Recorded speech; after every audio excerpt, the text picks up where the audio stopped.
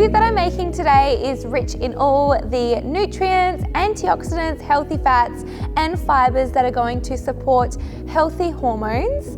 So for this recipe, I'm going to be using maca, which is really well known for balancing your hormones.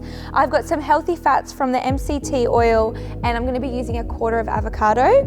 The protein, which I'm going to be using the berry protein in this one. We've got some mixed frozen berries for all those really delicious antioxidants.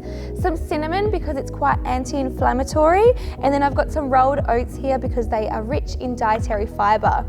And then I've got some ice, of course, and some non-dairy almond milk. So what I'm going to do is chuck it all into my blender and blend it until it's really smooth and creamy.